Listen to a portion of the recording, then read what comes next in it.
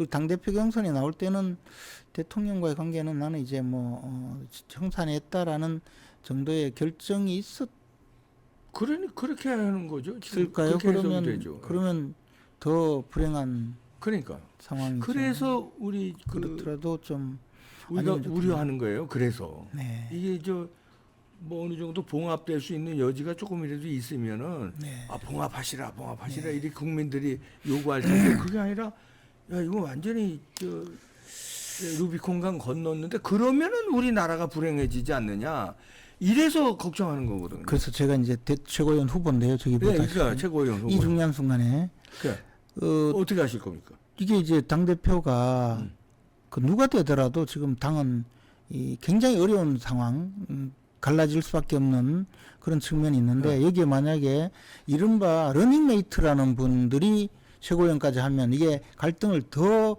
구조화시키고 더 크게 만들 가능성이 있어요. 지금도 패거리 정치라고 하지 않습니까? 그렇죠. 그런데 예를 들어 러닝메이트라고 나선 분들이 그 당대표와 같이 합세해서 상대를 공격하고 나올 때는 당이 언제나겠습니까? 그러게요. 그래서 당대표는 마음에 드는 분을 뽑더라도 최고위원은 저를 뽑아주셔야 제가 러닝메이트는 아니다. 이런 예, 말씀. 저는 러닝메이트. 저는 그래서 당대표가 어느 분이 되더라도 제가 이 부분 갈등을 조정하고 좀 당이 온전하게 가도록 노력할 수 있지 않을까라는 생각을 지금 하고 있습니다. 이것은 좀 우파와 러닝메이트 하시죠. 저는 늘 러닝메이트입니다. 너무 잘못해서 또 제가 아주 공격을 당한 적이 있죠. 그거 아시죠?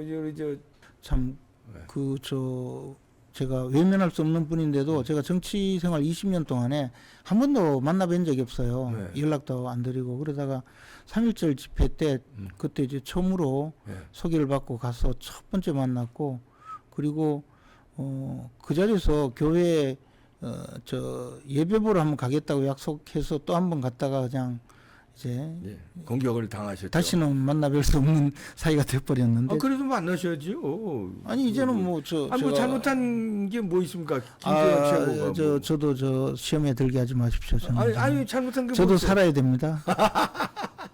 아니 저희들은 잘못한 게 없다고 생각해요. 오히려 그때 그런 발언을 당연한 발언했는데 왜 이걸 가지고 그래서 보수가 비겁해졌다. 비겁하죠. 제가 비겁한 진영에서 살아남아야 되니까 저도 비겁하게 살려고요. 그래서 저를 시험에 들게 하지 마십시오. 자, 정말 힘들어요. 아니 이제 러닝메이트 안 하시겠다는 건데요. 아니에요. 러닝메이트가 아니에요, 저는. 아니다는 얘기예요. 그리고 러닝메이트로 하는 그런 지금 최고위가 구성되면 안 된다는 건데. 그렇죠. 그러면 정말 패싸움 벌이니까요. 그렇죠. 자, 그러면 이제 지금 두 가지 길이에요. 한동훈이 당대표 되는 경우와 그렇지 않은 경우.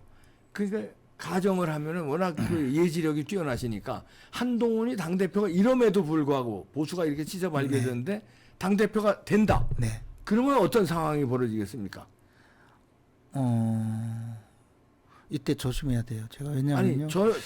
저는 이거 상상하기 싫은 건데. 근데 저는 이제 개인적으로 이준석 당대표 시절에 제가 최고위원을 하면서 아주 애를 먹은 적이 있어요. 굉장히 힘들었어요. 그때 이준석 대표도 굉장히 특이한 분인데 그래서 제가 늘 정치에 특화된 기계인간이라고 그랬는데 이분도 감성이 없어요. 아예. 그래서 윤석열 대통령이 당시에 이제 검찰총장을 그만두고 대선에 출마하기 위해서 준비할 때부터 시작해서 대통령 후보가 되어서 대통령이 당선되는 날까지 너무너무 괴롭혔거든요. 맞아요. 너무 힘들게 했어요. 그래가지고 제가 그 최고위원으로서 정말 애를 많이 먹었는데 지금 만약에 이 상태를 그대로 유지한다면 그때보다 더 힘들어질 것 같아요. 근데 그렇죠. 그 당시에는 그래도 완충지대 역할을 저도 했고 다른 최고위원들도 있었어요. 그랬네요. 근데 만약에 같이 합세한다고 생각해 보십시오. 그러네요. 이야, 그러면 참 끔찍한 일이 윤석열 임기가 3년이 조금 안 남았는데 그래도 아직 많이 남은 거거든요. 거기다가 사실은 지금 야당이 자꾸 탄핵이니 뭐니 그러니까, 끌고 가잖아요. 이런데. 근데 이게 이제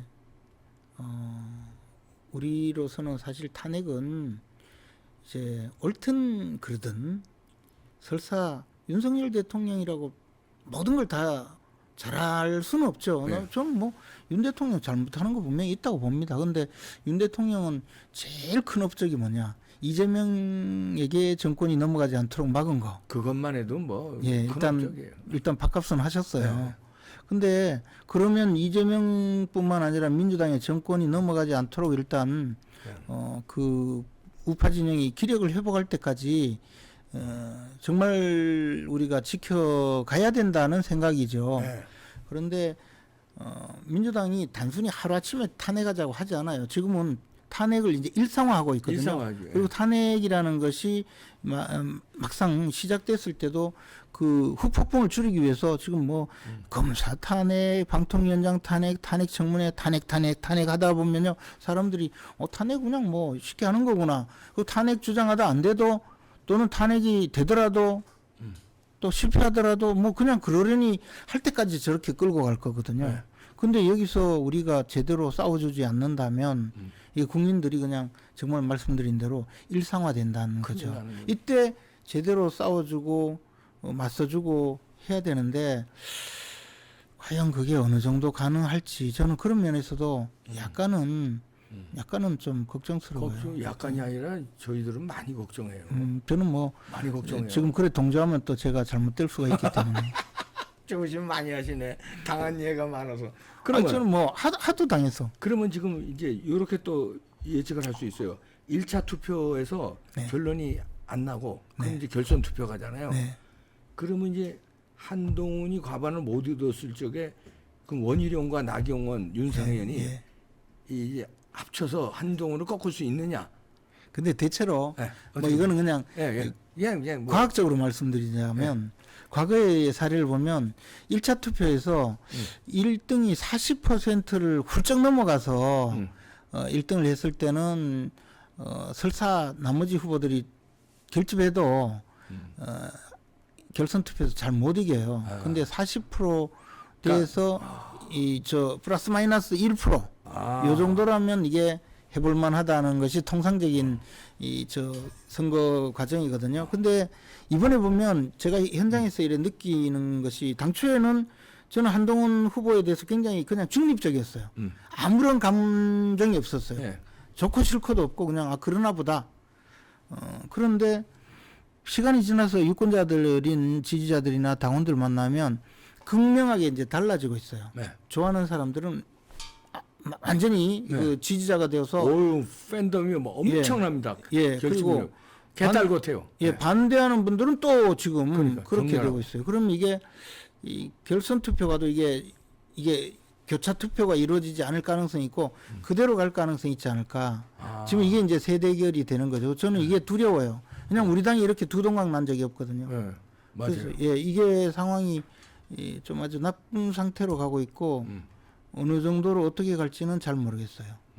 그리고 이게 쉽게 바뀔 것 같지도 않아요. 그러니까. 그렇기 때문에 저 같은 최고위원이 최고위원 필요한데 후보가 중요하네. 중요한데 이분들이 이제 한동훈 지지자는 그냥 줄투표, 반대파는 또 반대파대로 그렇게 되면 이게 당이 이게 두동강 나거든요. 예. 저는 그게 그래서 그래서 결과적으로는 어디로 갈지 저는 모르겠어요. 예. 최고위원의 역할이 중요하네. 이번만큼 더 중요해 보입니다. 이번은 정말 중요합니다. 진짜 중요해요. 그래서 좀 애매한 분들은 러닝메이트를 찍지 마십시오. 그게 당을 구하는 길입니다. 자, 마지막으로 하나만 더 이거 껄끄러운 질문이 되실 수도 있는데 네, 최고위원이 되시면 네. 부정선거에 대해서 제도 개선이랄지 수사랄지 이런 거 거론하시겠습니까? 저는 뭐 제도 개선은 반드시 필요하다고 봐요. 네. 근데 저는 사전투표 원래 이거 사전투표 때문에 우리 당이 굉장히 불리해졌다고 생각을 하고 그때 당시부터 사전투표는 우리가 해서는 안 된다는 입장이었는데 어느 날 그 정개특위의 간사가 그냥 덜커덕 합의를 하고 와서 이게 시작이 되었고 내부적으로 충분한 검토도 없었어요. 네. 그리고 사전투표제도의 관리 잘못도 좀 굉장히 문제가 있다고 보고 그다음에 나머지 부분에 대해서도 저는 제도적으로 문제가 있다고 생각을 합니다. 네. 그런데 공교롭게도 부정선거가 문제가 제기된 두 선거 다 저는 본선에 나가지를 못했어요. 경선이나 그렇죠. 공천에 떨어져서 선거 때는 저는 선거를 사실 의도적으로 무관심했거나 입에 올리기도 싫었어요. 근데 그래서 뭐 부정선거 이런 문제에 대해서는 저는 제 선거에 나가려고 준비하던 사람이 선거에 나가지 못했을 때 그 또 가슴 아픈 부분도 있는데 그래서 제가 의도적으로 좀 거리를 두고는 있었지만 이 문제점에 대해서는 제가 충분히 알아요. 근데 부정선거 주장하는 분들은 제가 무슨 저 대륙아주 법무법인 소속의 변호사라는 이유로 제가 부정선거에 반대한다든가 또는 더 나가서 부정선거를 주도한 선관위 변호인이라든가 이런 헛소리를 하는 분들이 굉장히 많아요. 저는 전혀 관계가 없어요. 그렇죠. 더 나가서 황교안 대표가 저에게 이야기한 것도 전부 다 저는 사실과 다른 입장인 게 그때 대선 후보 경선 때 제가 그 검토를 한 것뿐이에요. 당의 클린 선거 지원 단장으로서. 그리고 그것은 제가 본 것은 황교안 후보가 당의 1차 경선 결과가 전부 파기되었다고 주장해서 내가 저 사무총장하고 가져오라고 하니까 금고에 그대로 보관이 돼 있더라고요. 그래 보관돼 있다고 발표해 준 것뿐인데 제가 무슨 부정선거를 옹호하고 그럽니까? 저는 그런 상황이 한 번도 없었어요. 그래서 이런 부분에 대해서는 좀 너무 왜곡하고 주장하는 분들이 많은 것 같아요. 근데 제가 단 한 번도 말씀드린 적이 없는 이유가 그분들이 굉장히 이 가슴에 응어리진 분들인데 제가 거기 싸울 필요가 없잖아요. 그래서 그냥 뭐 화풀이 하시라 그냥 하고 있고 제가 개인적으로 정치권에서 가장 친한 분 중에 한 10손가락 안에는 민경욱 의원이 있어요. 예. 그래서 민경욱 의원한테 그 이야기도 많이 듣고 부정선거에 대해서 뭐 많이 들으셨어요. 많이 듣죠. 그래. 또 한편으로 이것도 가슴 아픈 이야기인데 부정선거를 밝히려면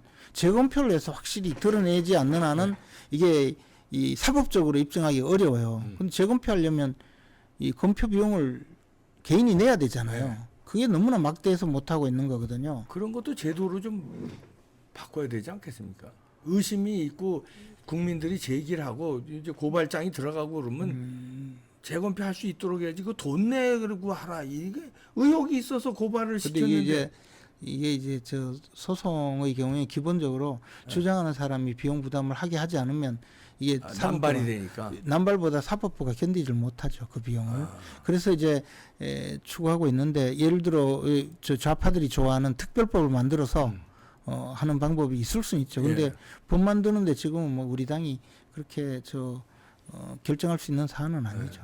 어쨌든 부정선거 주장하시고 그에 대해서 헌신하고 계시는 분들에 대해서는 죄송할 따름이에요. 근데 저는 제가 일종의 말하자면 이 사적인 입장에서 선거에 대해서 조금 애써 무관심하다 보니까 그런 부분에 대해서도 동참하지 못했던 것뿐이에요. 네. 근데 최고위원이 되신다면 네. 이런 것도 부정선거에 대해서 또 나아가서 제도 개선, 네. 선거 제도 개선, 네. 특히 사전 투표. 네. 사전 투표를 막 없앨 수만 있다면 없애는 것이 맞아요. 이게 왜냐하면 제일 문제는 저는요 사전 투표가 법정 선거 운동 기간 훨씬 전에 투표를 하게 해서 이거는 선거 운동의 자유를 침해하는 제도예요. 그러네요. 그렇지 않습니까? 법정 선거 운동은 14일로 정해놓고 한 일주일 지나자마자 투표를 해버리면 선거 운동의 자유가 그렇죠. 침해되는 거 아니에요. 그러니까 저 투표일 날 사전 투표도 투표일 날 같이 해가지고 개표를 한 이틀 후에 하든지 뭐 몰라도 이건 잘못이라고 봐요. 그러게요. 네. 김재원 최고위원 후보였습니다. 고맙습니다. 고맙습니다.